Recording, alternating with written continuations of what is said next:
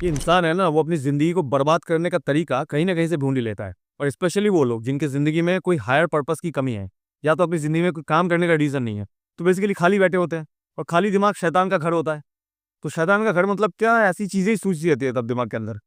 तो बेसिकली आज एक केस के बारे में बात करेंगे जहाँ पे एक लड़की का प्रॉब्लम है कि 4 साल से मैं इस चीज़ में फँस गई हूँ। किस चीज़ में? एक लड़के के ख्वाब के पीछे। रिलेशनशिप भी नहीं है, एक लड़के के ख्वाब के पीछे, बस इतना सा बात है कि मैं उसके बारे में पूरा दिन सोचती रहती हूँ, पूरा दिन रोती रहती हूँ, मेरे दिमाग में बहुत ज़्यादा एंग्ज़ायटी है। उसके फॉलोइंग में मैंने देखा बहुत सारी लड़कियाँ हैं, तो उस चीज़ को लेके मैं बहुत ज़्यादा इनसिक्योर हूँ।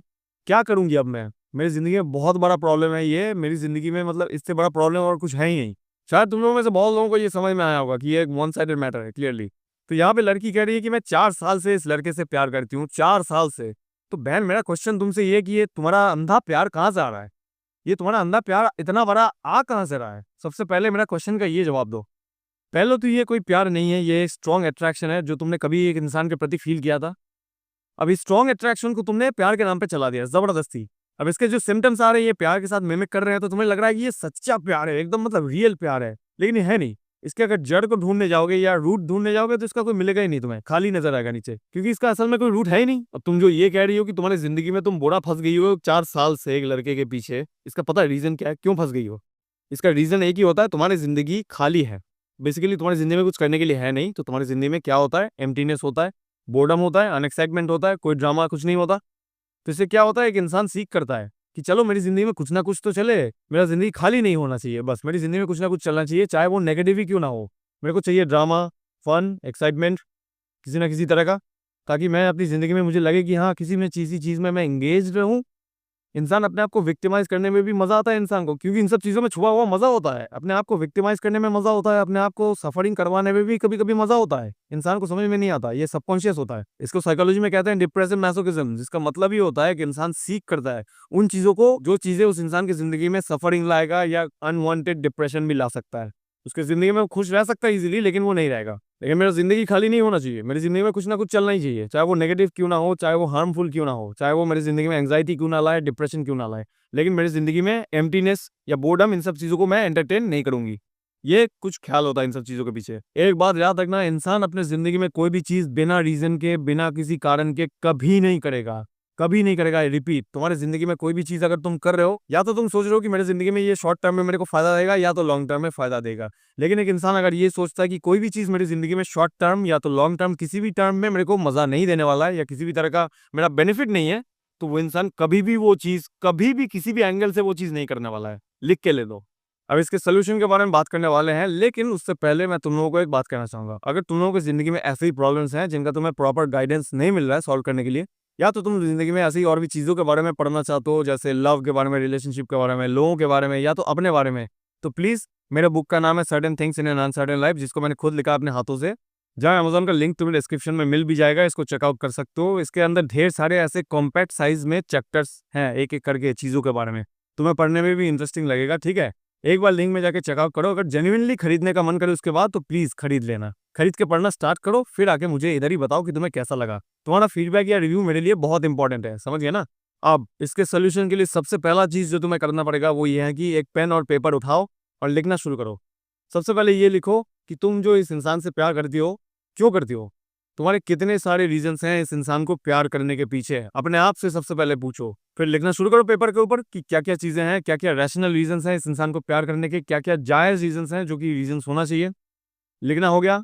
दूसरा चीज़ ये लिखो कि इस इंसान के बारे में मैं कितना जानती हूँ। इसके पर्सनैलिटी के बारे में, इसके कैरेक्टर के बारे में, इसके ज़िंदगी के बारे में, इसके साइकोलॉजी के बारे में, कितनी सारी चीज़ें हैं जो मैं एक्चुअल में जानती हूँ, जेन्युइनली जानती हूँ। हवा का मतलब असम्पशन की बात नहीं कर रहा हूँ, जेन्युइनली कितना मैं जानती हूँ, वो भी लिखो। और तीसरा चीज़ ये लिखो कि ये इंसान अगर ज़िंदगी में मेरा आ जाता है, इस इंसान को अगर मैं हासिल कर लेती हूँ, तो मेरी ज़िंदगी में क्या-क्या चेंजेज़ आएँगे? मेरा ज़िंदगी कैसे बदल जाएगा? मेरी ज़िंदगी में कौन-सी ऐसी चीज़ें हैं जो मेरी ज़िंदगी में अभी मेरे को नहीं मिल रहा है, लेकिन वो इंसान आने के बाद मेरे को एकदम भरपूर मिल जाएगा। ये हर एक चीज़ अपने पेपर में लिखना और नोट डाउन करना शुरू करो। अब आता है असली बात, यहाँ पे तुम जो कह रही हो कि तुम 4 साल से उस इंसान को जानते हो, शायद तुम उस इंसान के बारे में थोड़ा बहुत जानती हो कुछ ना कुछ।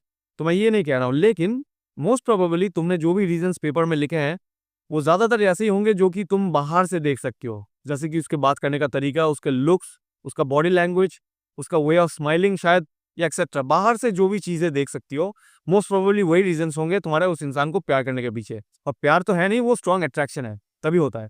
क्योंकि उस इंसान के बारे में जानने के लिए तुम्हें उस इंसान के साथ वक्त बिताना पड़ेगा और कुछ साल बिताने पड़ेंगे, तभी उस इंसान के कैरेक्टर के बारे में, पर्सनालिटी के बारे में तुम्हारे पास एक डीप नॉलेज होगा, डीप आइडिया होगा, जो कि उस इंसान को पहचानने के लिए काफी होता है, या उस इंसान के साथ रिलेशनशिप में जाने के लिए जायज होता है। इतना तो होना ही चाहिए, नहीं तो तुम्हें रिलेशनशिप में नहीं जाना चाहिए। प्यार प्यार ये सब कुछ नहीं करना चाहिए। और सिंपल बात होता है, एक इंसान के साथ रिलेशनशिप में जाने के लिए सबसे बड़ी बात होती है पर्सनालिटी और कैरेक्टर, फिर लुक्स आता है। क्या तुम्हें डॉक्टर ने मना किया था उस इंसान के कैरेक्टर या पर्सनालिटी के बारे में जानने के लिए या रिसर्च करने के लिए? इसका क्या गारंटी है? तुम्हारे पास कोई LIC या कोई लाइफ इंश्योरेंस है इस बात का गारंटी देने के लिए कि उस इंसान को तुम 2 साल बाद गाली नहीं दोगे उस सेम इंटेंसिटी के साथ, जिस सेम इंटेंसिटी से तुम उस इंसान को अभी प्यार कर रही हो, उससे ज्यादा इंटेंसली तुम उस इंसान को हेट नहीं करोगी? इसका कोई गारंटी है? या नफरत नहीं करोगी? कोई गारंटी नहीं है, कुछ भी कर सकती हो। जब उस इंसान के बारे में असलियत में पता चलेगा ना तुम्हें, थोड़ा सा टाइम बिताने के बाद, उसका असली रंग जब तुम्हारे सामने रिवील होगा कि वो इंसान कौन है, क्योंकि हार्डली उस इंसान के कैरेक्टर या पर्सनालिटी के बारे में तुम्हें कुछ नॉलेज है। तो जब तुम्हारे पास कोई नॉलेज है नहीं इन सब चीज़ों के बारे में ज़्यादा, अगर मैं अज्यूम कर लेता हूँ ये चीज़, तो काहे को उस इंसान के पीछे मर रही हो रोज रोज, काहे को सफर कर रही हो?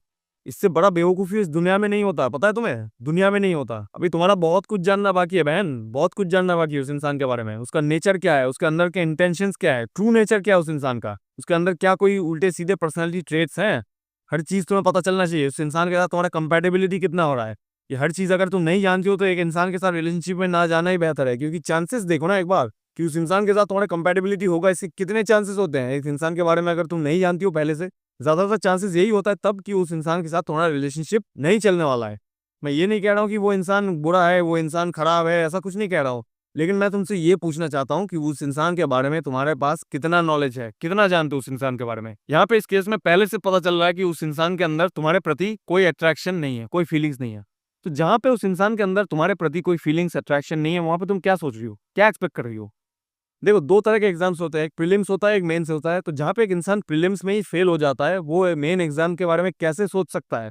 कैसे वो मेन एग्ज़ाम देगा? तो तुम यहाँ पे प्रीलिम्स में ही फेल कर चुकी हो। बात एकदम सच है, ठीक है? एकदम प्योर बात है। तुम यहाँ पे प्रीलिम्स में या सबसे पहले ही फेल कर चुकी हो। सबसे पहला जो स्टेप होता है अट्रैक्शन, वहाँ पे ही उस इंसान के अंदर तुम्हारे प्रति कोई अट्रैक्शन नहीं है, तो तुम उस इंसान के साथ कैसे जाओगी? नहीं जा सकती, भूल जाओ, ये टोटली इम्पॉसिबल चीज़ होता है। इस चीज़ को तुम सक्सेसफुल नहीं बना सकती। निकलो इस चीज़ से, जितना जल्दी हो सके निकल जाओ। ये चीज़ सक्सेसफुल नहीं होता है किसी भी एंगल से।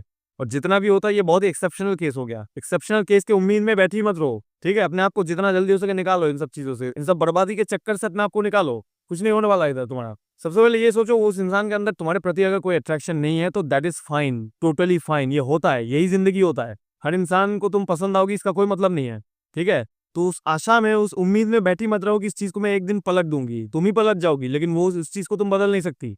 एक बार इस चीज़ को एक्सेप्ट कर लो अपने अंदर, बहुत ही ईज़ी हो जाएगा ये चीज़ तुम्हारे लिए। और सबसे पहले अपनी ज़िंदगी में मतलब दो अपने आप को, एक पर्पस दो, एक चीज़ के पीछे काम करो। ज़िंदगी में ये जो चीज़ों के पीछे तुम भाग रही हो ना, ये बहुत ही छोटी चीज़ें हैं। ज़िंदगी के पर्सपेक्टिव से अगर तुम देखती हो तो ये बहुत ही छोटी चीज़ें हैं, इनका कोई सिग्निफिकेंस इतना बड़ा नहीं होता जितना तुम बना के बैठी हो। एक इंसान का ज़िंदगी बहुत ही हायर पोटेंशियल होता है। एक इंसान की ज़िंदगी में इंसान बहुत कुछ कर सकता है, बहुत हायर चीज़ें कर सकता है। उनके पीछे भागो ना, थोड़ा-सा उन सब चीज़ों के पीछे फ़ोकस डालो। अपना एक पर्पस ढूँढो, अपना एक मतलब ढूँढो ज़िंदगी को जीने का, कोई काम करने का। किसी भी तरह का अपने आप को अपस्किल करो, बेहतर बनाओ, ग्रोथ लाओ अपनी ज़िंदगी में। काहे को इन सब छोटी-मोटी चीज़ों को लेके रो रही हो? जब तुम अपने आप को बेहतर बनाओगी एज़ एन इंसान, तुम्हें भी देखना ज़िंदगी में बहुत ही बेहतर इंसान मिलेंगे। तुम्हारा सर्कल बढ़ेगा, तुम्हारा मतलब रीच बढ़ेगा, तुम्हारा इंसानों के साथ ट्रांज़ैक्शंस बढ़ेंगे।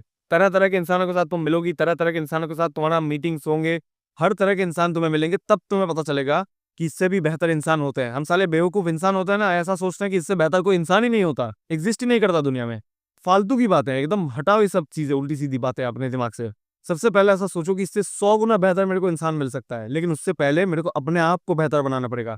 अपने आप को बेहतर बनाओ, इंसान भी तुम्हें बेहतर ही मिलेगा ज़िंदगी में। जिन 4 सालों को तुमने बर्बाद कर दिया, वो 4 साल तो तुम्हें कभी नहीं मिलने वाले, लेकिन तुम्हें अपने आप से ये कहना होगा, अपने आप से ये प्रॉमिस करना होगा कि जो आने वाले 4 साल हैं, उनको मैं बेहतर बनाऊँगी, उनको मैं राज करूँगी उनके ऊपर। ये फुल्ली टोटली मेरे कंट्रोल में होंगे, इनको मैं कंट्रोल करूँगा अपने हिसाब से। इन 4 सालों में मैं ग्रोथ लाऊँगी, इन 4 सालों में मैं तरक्की लाऊँगी अपनी ज़िंदगी में, बेहतर बनूँगी इन 4 सालों में, ताकि ये 4 साल उन 4 साल से 100 गुना बेहतर हो। समझ गई ना? अपने आप से ये प्रतिज्ञा कर लो। चलो, हो गया मेरा काम। जो भी बातें मैंने इस वीडियो में तुमसे कहा, हर चीज़ के बारे में सोचो और एक-एक करके समझने की कोशिश करो और अप्लाई करना स्टार्ट करो। देर मत करो, अप्लाई करो जितना जल्दी हो सके, ताकि तुम इस चीज़ से निकल पाओ।